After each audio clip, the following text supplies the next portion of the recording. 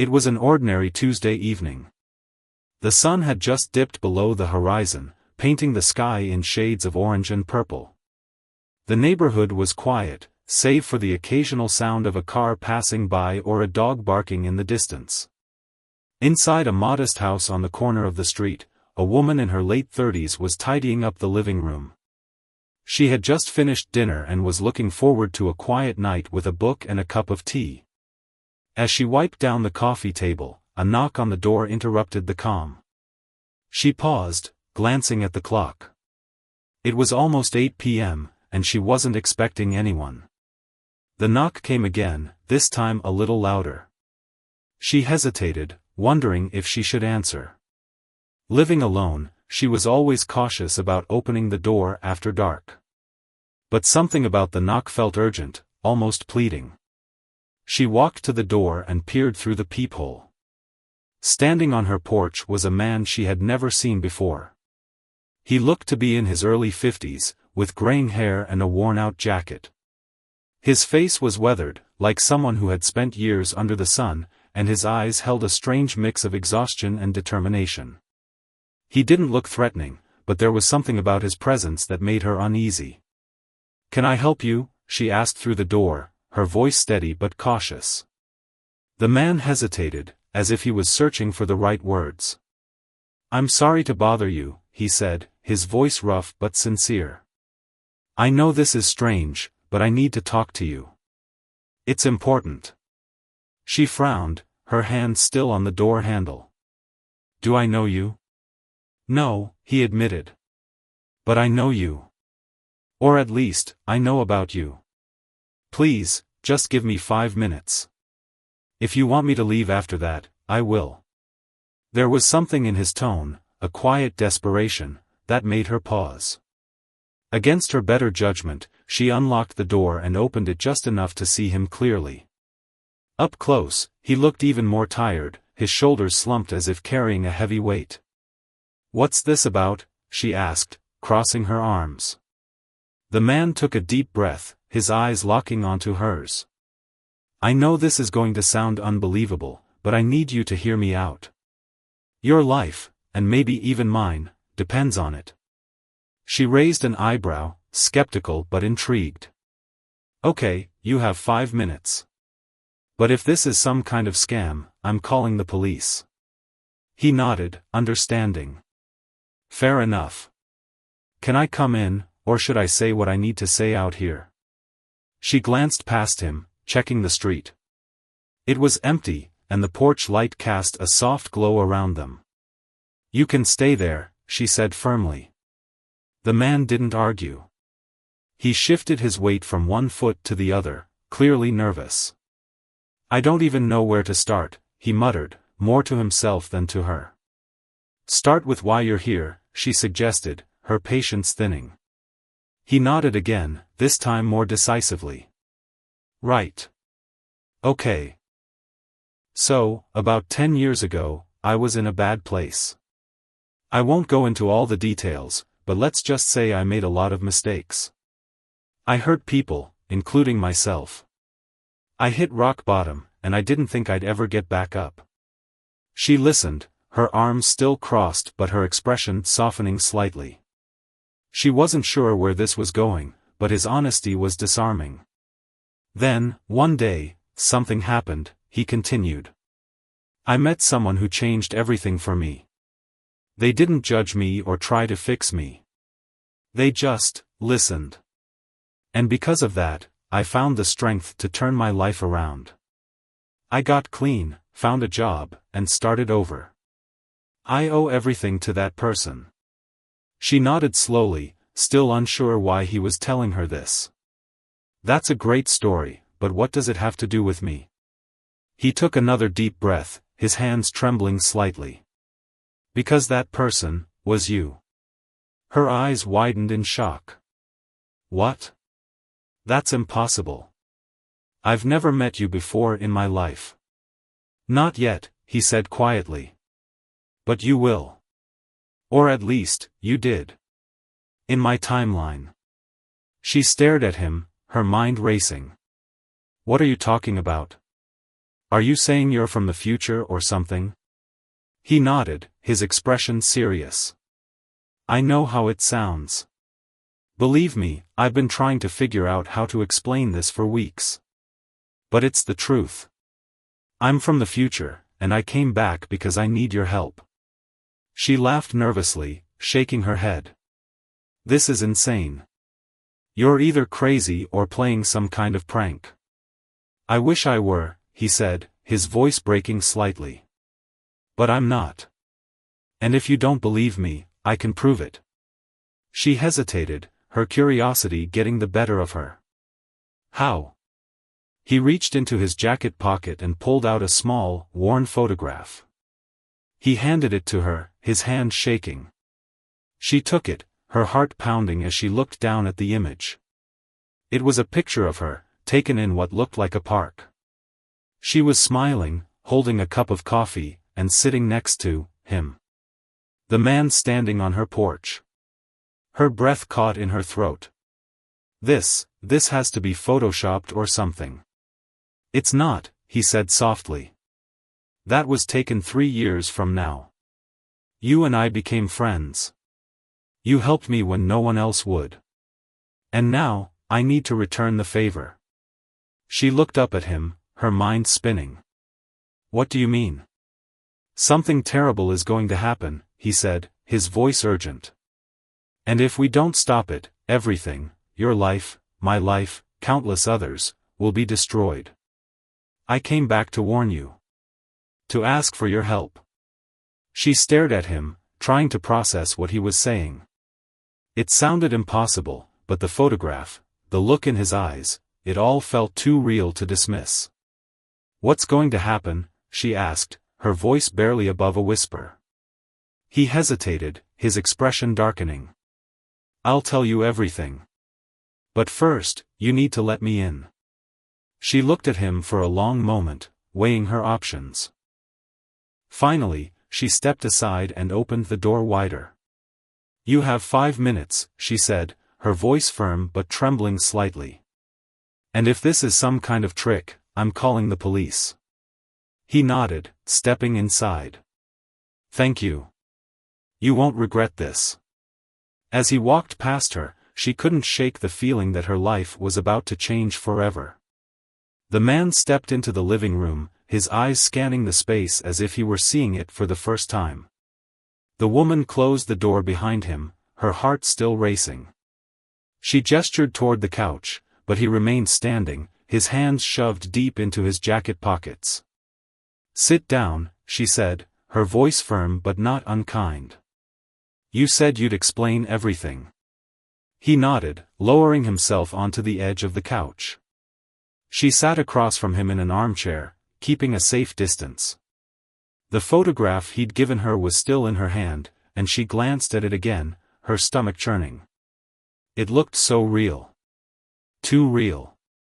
Start from the beginning, she said, her voice steady despite the storm of questions in her mind. Who are you? And what do you mean by your timeline? The man leaned forward, his elbows resting on his knees. My name doesn't matter, he said. What matters is that I'm telling you the truth. I'm from the future, about 10 years from now. And in that future, you and I became close. You were the only person who believed in me when no one else did. She frowned, still skeptical. If that's true, why don't I remember you? And how did you even get here? He sighed, running a hand through his graying hair. Time travel isn't like in the movies. It's not something you can just do with a machine or a fancy car. It's complicated. Dangerous. I didn't even know if it would work. But I had to try. Why? She pressed. What's so important that you had to come back? He hesitated, his eyes darting to the floor. Because something terrible is going to happen. Something that changes everything. And you're the only one who can stop it. She leaned back in her chair, crossing her arms. Stop what? You're being vague. If you want me to believe you, you need to give me details. He nodded, his expression grim. You're right. I'm sorry. It's just hard to talk about. But I'll tell you everything. He took a deep breath, as if steeling himself for what came next. In the future, there's a man, a scientist. He's working on something called the Temporal Displacement Project. It's supposed to be a way to send messages back in time, to prevent disasters before they happen. But something goes wrong. The project gets hijacked by people who want to use it for their own gain. And when they activate it, it doesn't just send messages. It tears a hole in time itself. She stared at him, her skepticism giving way to a growing sense of unease. What do you mean, tears a hole in time? Exactly what it sounds like, he said, his voice low. It creates a rift, a kind of doorway between timelines. And once it's open, it starts to destabilize everything. Time begins to collapse, folding in on itself. People disappear. Whole cities are wiped out. And it spreads, like a virus, until there's nothing left. Her chest tightened as she listened. It sounded like something out of a science fiction novel, but the intensity in his voice made it hard to dismiss. And you're saying this is going to happen? It already has, he said. In my timeline. That's why I came back, to stop it before it starts. But I can't do it alone. I need your help. She shook her head, still struggling to process what he was saying. Why me? If this is such a big deal, why not go to the government? Or the police? Why come to me? Because you're the one who figures it out, he said, his eyes locking onto hers. In the future, you're the one who uncovers the truth about the project. You're the one who finds a way to shut it down. But by then, it's too late. The damage is already done. That's why I came back, to give you a head start.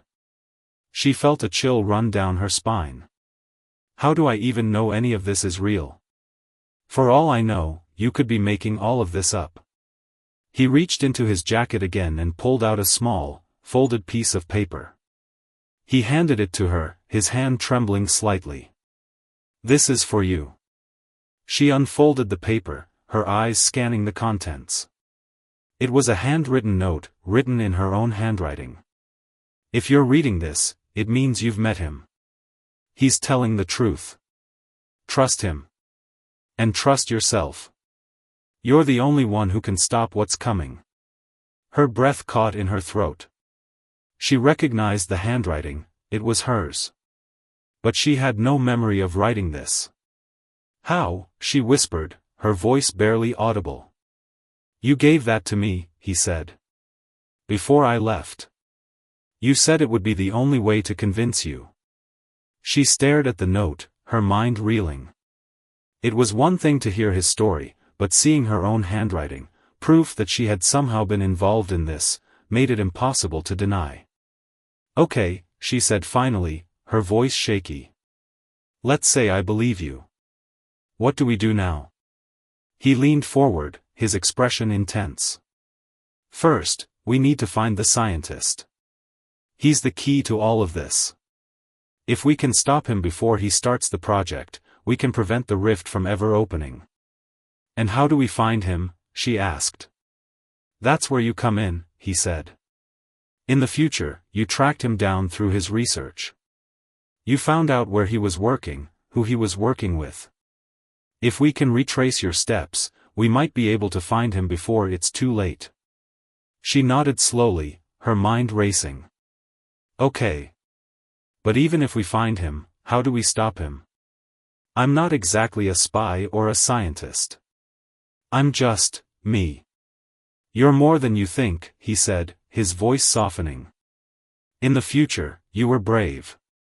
Resourceful. You didn't give up, even when things seemed impossible. And you won't this time, either. She looked at him, her heart pounding.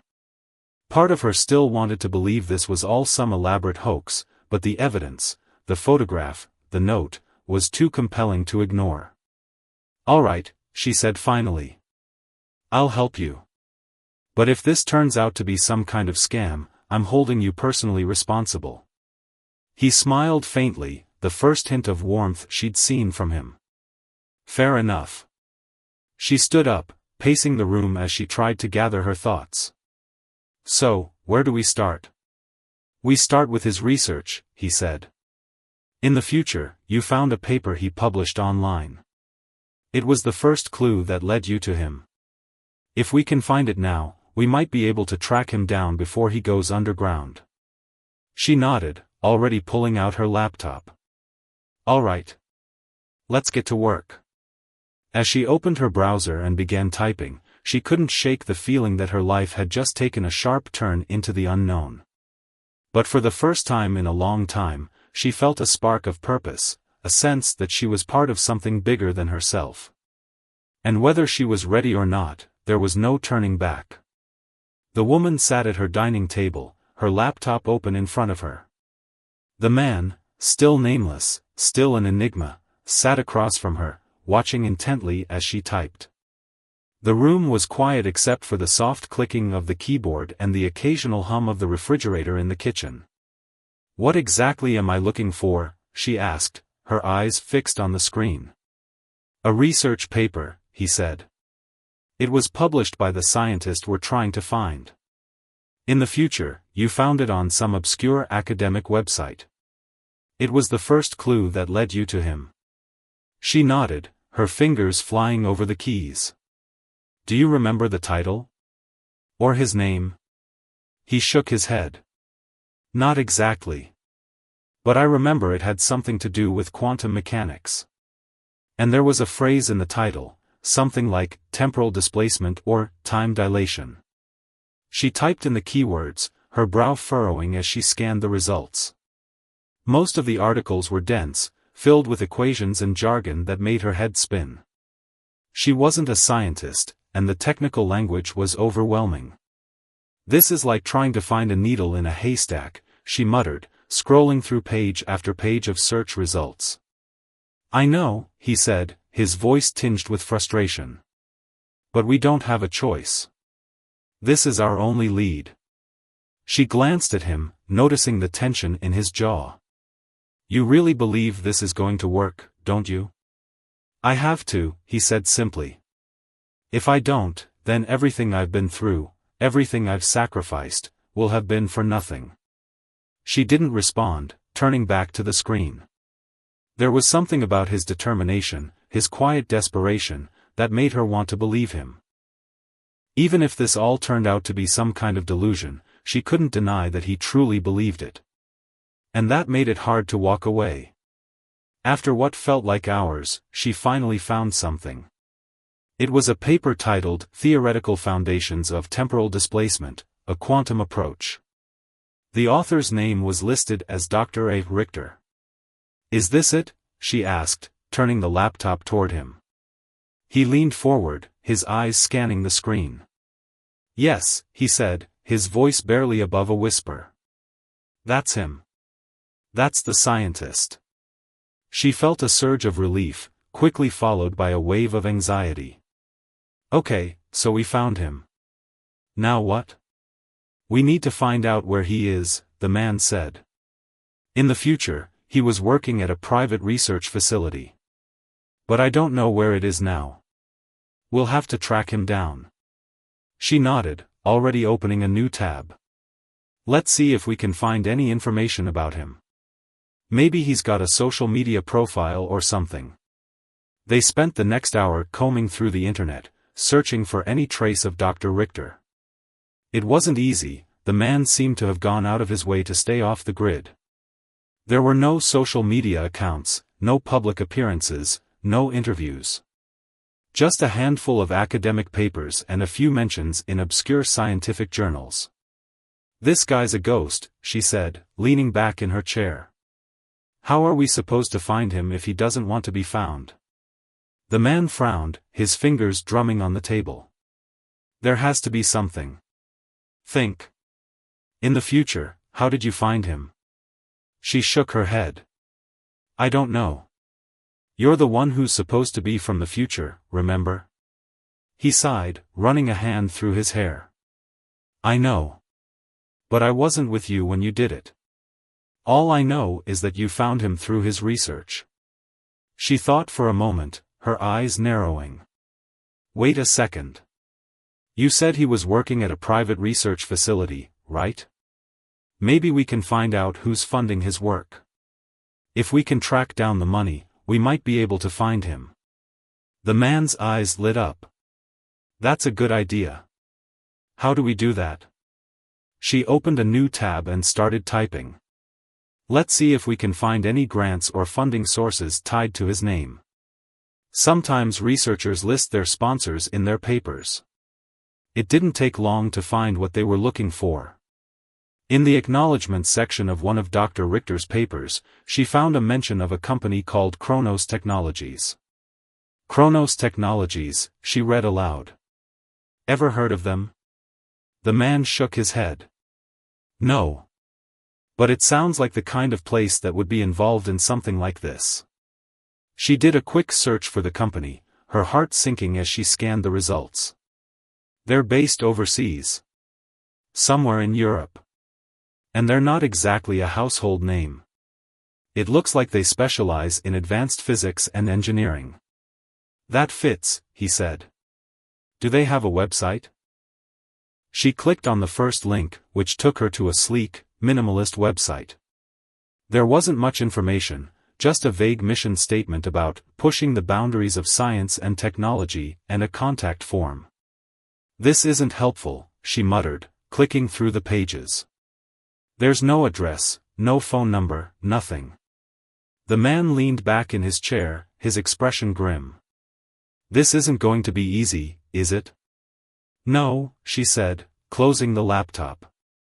But we're not giving up yet. If this company is funding Dr. Richter's research, then they're the key to finding him. We just need to figure out how to get to them.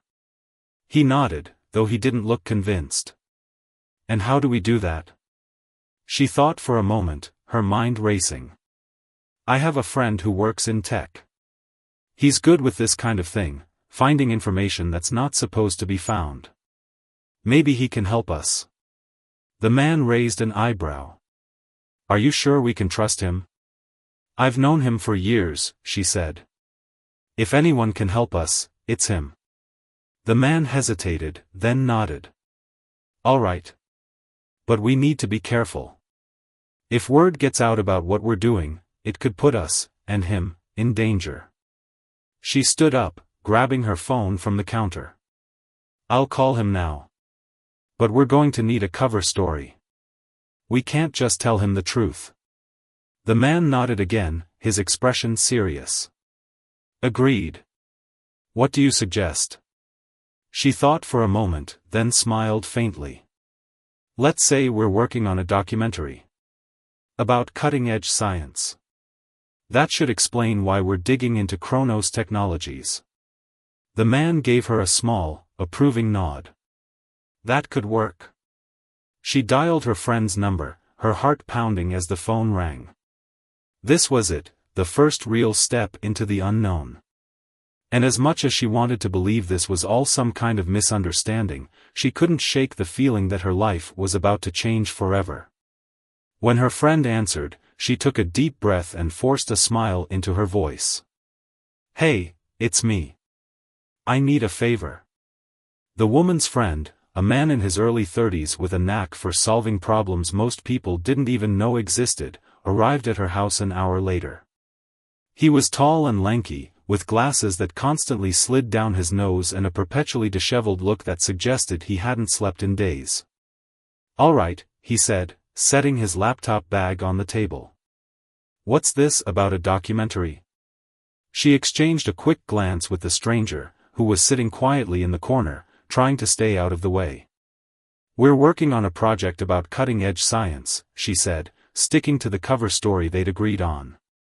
We're trying to track down a researcher named Dr. Richter. He's supposed to be working on something groundbreaking, but he's hard to find. Her friend raised an eyebrow, already pulling out his laptop. Dr. Richter, huh? Never heard of him. What's he working on? Quantum mechanics, she said, hoping she sounded convincing.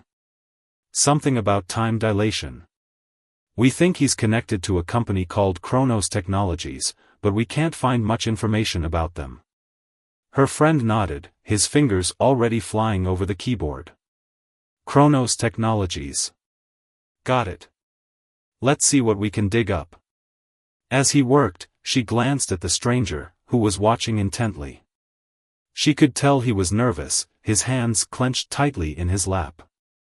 She gave him a small, reassuring nod, though she wasn't sure if it helped. "All right," her friend said after a few minutes. "Chronos Technologies is based in Switzerland.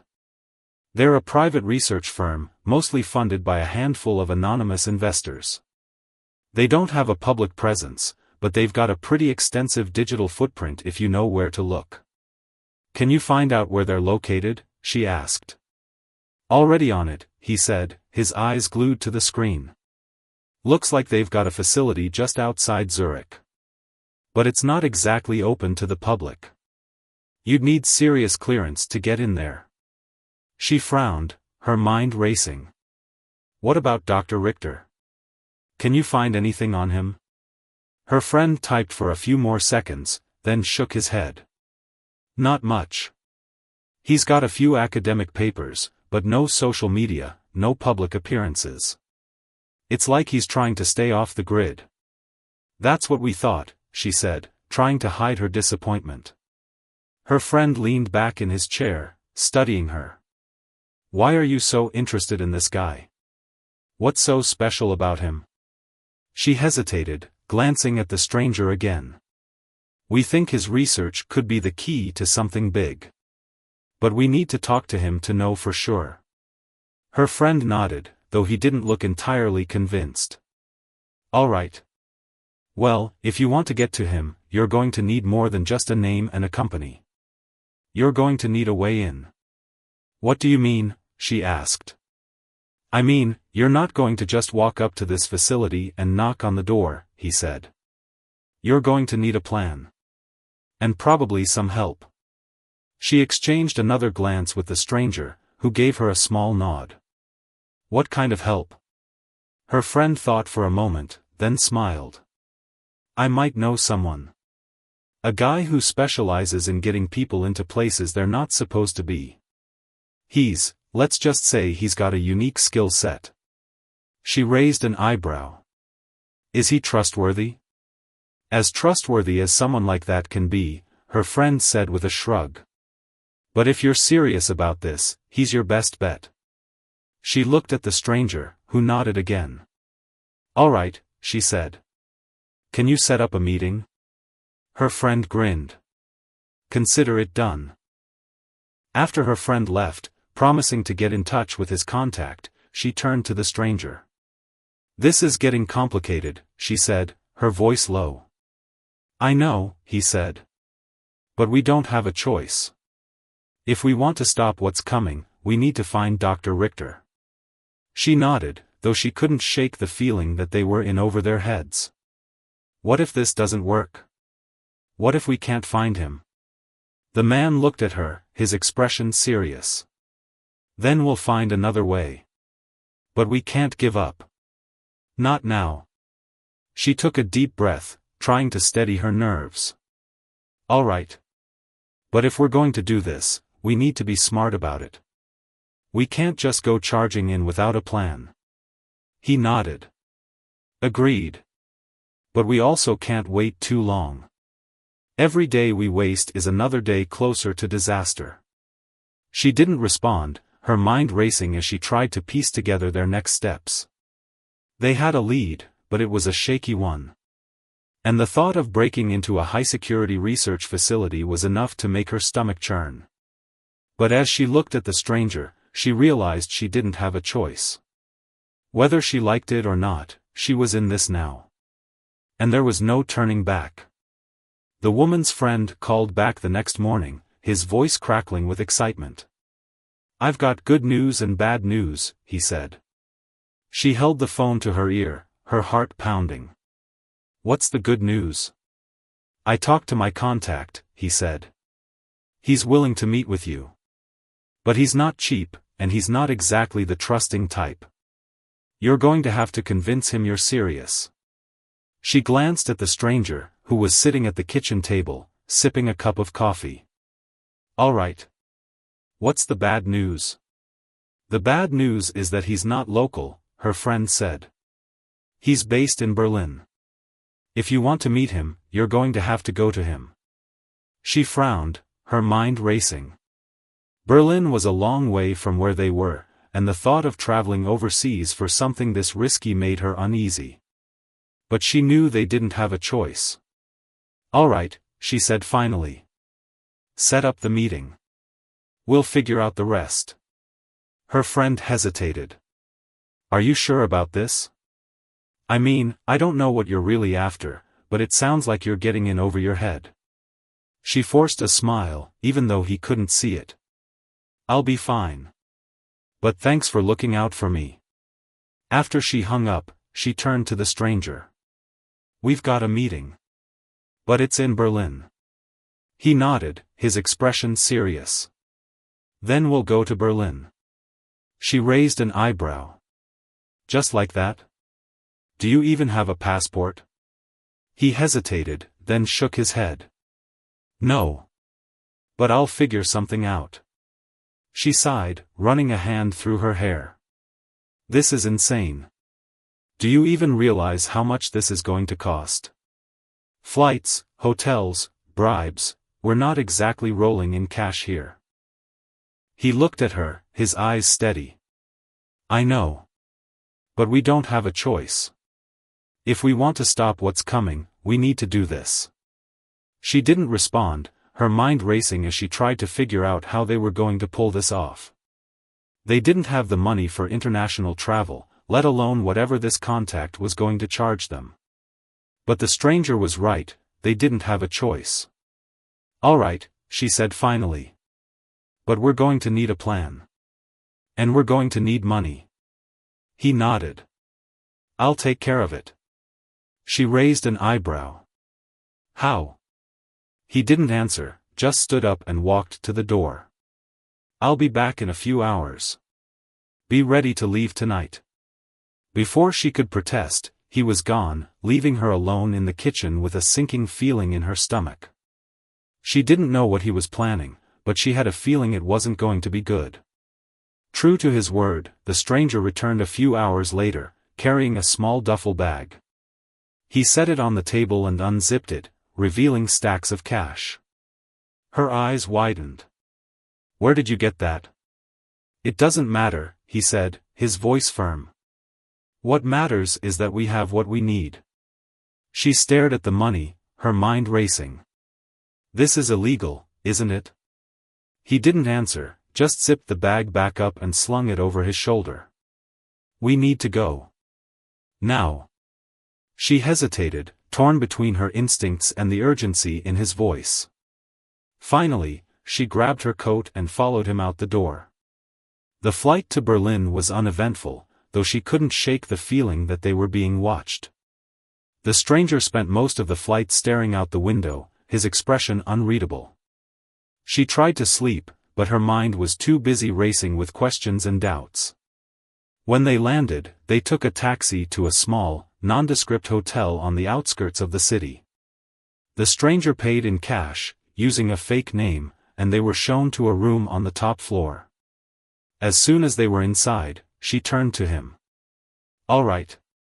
What's the plan? He set the duffel bag on the bed and unzipped it again. We meet with the contact tomorrow.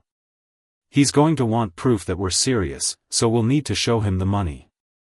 She frowned. And then what? He just hands over whatever we need? The stranger shook his head. It's not that simple. He's going to want to know what we're after. And we're going to have to convince him it's worth his time. She crossed her arms, her unease growing. And how do we do that? He looked at her, his expression serious. We tell him the truth. Her eyes widened. Are you crazy? We can't just tell him we're from the future. We don't have a choice, he said. He's not going to help us unless he believes we're serious. And the only way to do that is to tell him the truth. She stared at him, her mind racing. This is insane. He's going to think we're crazy. Maybe, the stranger said. But it's the only way. She didn't respond, her stomach churning as she tried to process what he was saying. This was getting out of hand, and she wasn't sure how much more she could take. But as she looked at the stranger, she realized she didn't have a choice. Whether she liked it or not, she was in this now. And there was no turning back. The meeting with the contact was set for the next evening at a dimly lit bar in the heart of Berlin. The woman and the stranger arrived early, taking a seat at a corner table where they could observe the room without drawing too much attention. The duffel bag full of cash sat at their feet, a constant reminder of the stakes they were playing for. The bar was crowded, filled with the hum of conversation and the clinking of glasses. She scanned the room nervously, her fingers tapping against the table. "How will we know it's him?" she asked, keeping her voice low. "He'll find us," the stranger said, his eyes fixed on the door. Sure enough, a few minutes later, a man walked in. He was tall and broad-shouldered, with a shaved head and a leather jacket that looked like it had seen better days. His eyes swept the room before landing on their table. He nodded once, then made his way over. "You the ones looking for help?" he asked, his voice low and gravelly. The stranger nodded. "We are." The man pulled out a chair and sat down, his eyes narrowing as he studied them. "I don't do business with strangers." "Who are you, and what do you want?" The woman glanced at the stranger, who gave her a small nod. She took a deep breath, trying to steady her nerves. "We're working on a project," she said, sticking to the cover story they'd agreed on. "We need to get into a high-security research facility. And we were told you could help us." The man leaned back in his chair, his expression unreadable. "That depends. What's in it for me?" The stranger reached down and placed the duffel bag on the table, unzipping it just enough to show the stacks of cash inside. "This is just the beginning," he said. "If you help us, there's more where that came from." The man's eyes flicked to the bag, then back to the stranger.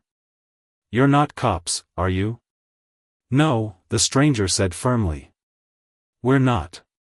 The man studied them for a moment longer, then nodded. "All right. But before we go any further, I need to know what I'm getting into. What's so important about this facility?" The woman hesitated, glancing at the stranger again. He gave her another nod, his expression serious. "We're trying to stop something," she said, her voice barely above a whisper. "Something that could change everything." The man raised an eyebrow. "That's vague. You're going to have to do better than that." She took a deep breath, her heart pounding. "There's a scientist working at this facility. He's developing something dangerous. If we don't stop him, it could have catastrophic consequences." The man leaned forward, his eyes narrowing. "What kind of consequences?" The stranger spoke up, his voice low and urgent.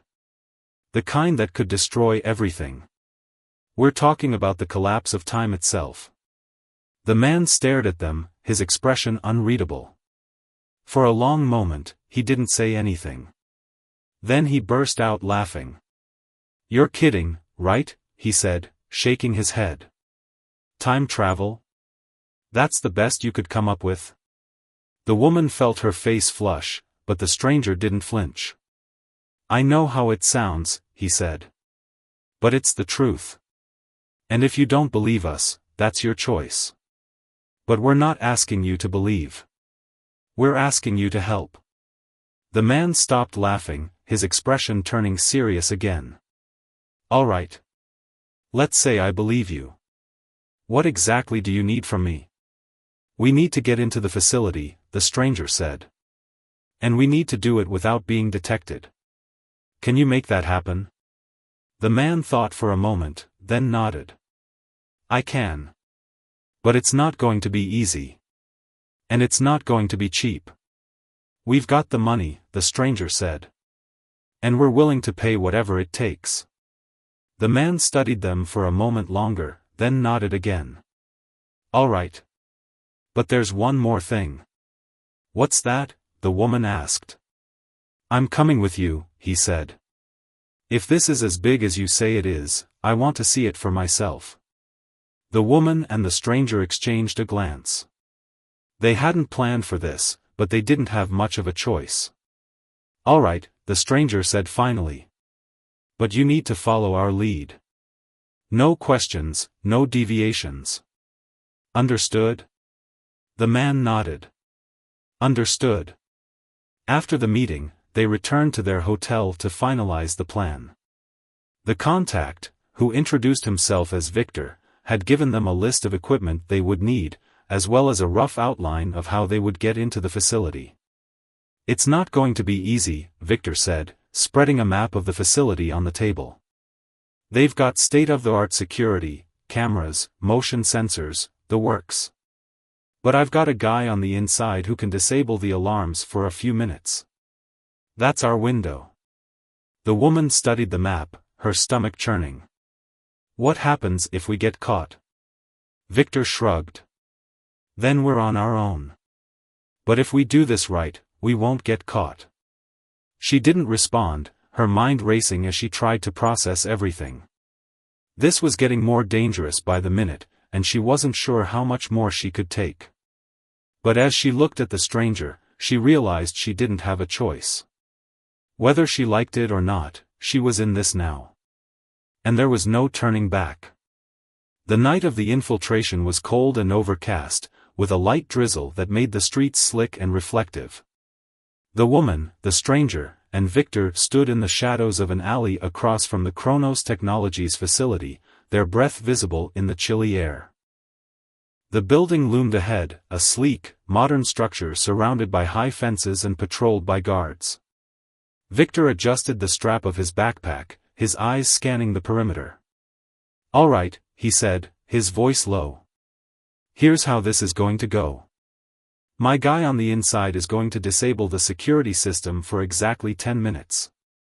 That's our window to get in, find what we need, and get out. Any longer than that, and we're toast." The woman nodded, her heart pounding. She was dressed in all black, just like the others, and the weight of the small toolkit Victor had given her felt heavy in her hands. She glanced at the stranger, who was standing silently beside her, his eyes fixed on the facility. "What if we run into guards?" she asked, trying to keep her voice steady. "We avoid them," Victor said. "If we can't avoid them, we improvise. But no matter what, we don't get caught. Understood?" She nodded again, though her stomach was churning. This was it, the moment they'd been preparing for. And as much as she wanted to believe they could pull it off, the thought of what could go wrong was almost too much to bear. Victor checked his watch, then nodded. "It's time. Let's move." They crossed the street quickly, staying low and sticking to the shadows. Victor led the way, his movements precise and confident. When they reached the fence, he pulled a pair of wire cutters from his bag and made quick work of the chain links, creating an opening just big enough for them to slip through. Once inside the perimeter, they moved quickly toward the building, staying out of sight of the security cameras. Victor's contact had done his job, the cameras were motionless, their red lights dark. "We've got 8 minutes," Victor whispered as they reached a side door. He pulled a small device from his bag and attached it to the keypad beside the door. After a few seconds, there was a soft click, and the door swung open. They slipped inside, finding themselves in a dimly lit hallway. The air was cool and sterile, with the faint hum of machinery in the background. Victor consulted a small map on his phone, then gestured for them to follow. The facility was a maze of corridors and rooms, each one filled with equipment and technology that looked like it belonged in a science fiction movie. The woman tried to take it all in, but there was no time. They had to keep moving. After a few minutes, they reached a set of double doors marked "Restricted Access." Victor pulled out another device and went to work on the keypad, but this one was more complicated. "We're running out of time," the stranger said, his voice tense. I know, Victor muttered, his fingers flying over the device. Just give me a second. Finally, there was a soft beep, and the doors slid open. They stepped inside, finding themselves in a large, high-tech lab. The walls were lined with monitors and control panels, and in the center of the room was a massive machine that looked like something out of a sci-fi film. This is it, the stranger said, his voice barely above a whisper. This is the temporal displacement project. The woman stared at the machine, her mind racing. It was one thing to hear about it, but seeing it in person was something else entirely. The sheer scale of it was overwhelming, and the thought of what it could do, what it would do, was terrifying. We need to find Dr. Richter, the stranger said, his eyes scanning the room. He's the key to all of this. Before they could move, the sound of footsteps echoed down the hallway. Victor cursed under his breath. We've got company. We need to hide. They ducked behind a row of equipment just as the door slid open. Two guards walked in, their voices low as they discussed something about the security system. The woman held her breath, her heart pounding in her chest. The guards moved through the room, their footsteps growing closer. She could feel the stranger's presence beside her, his body tense and ready to move if necessary. Victor had his hand on a small knife, his eyes narrowed as he watched the guards. Just when it seemed like they were about to be discovered, one of the guards' radios crackled to life. All clear, a voice said. Systems back online. The guards exchanged a glance, then turned and left the room, the doors sliding shut behind them. The woman let out a shaky breath, her legs trembling. That was too close. We've got to move, Victor said, standing up. We've only got a few minutes left before the security system comes back online. The stranger nodded, his eyes scanning the room. Dr. Richter has to be here somewhere. Let's split up and look for him. They moved quickly, searching the lab for any sign of the scientist. The woman's mind was racing as she scanned the room, her eyes darting from one piece of equipment to another. Then she saw it, a small office tucked away in the corner of the lab. The door was slightly ajar, and through the crack, she could see a man sitting at a desk, his back to the door. Over here, she whispered, gesturing for the others to follow. They approached the office cautiously, the stranger leading the way. When they reached the door, he pushed it open slowly, revealing the man inside. He was older, with thinning hair and glasses perched on the edge of his nose. He looked up as they entered, his eyes widening in surprise. Who are you? He demanded, his voice shaking. How did you get in here? The stranger stepped forward, his expression calm but determined. Dr. Richter, we need to talk.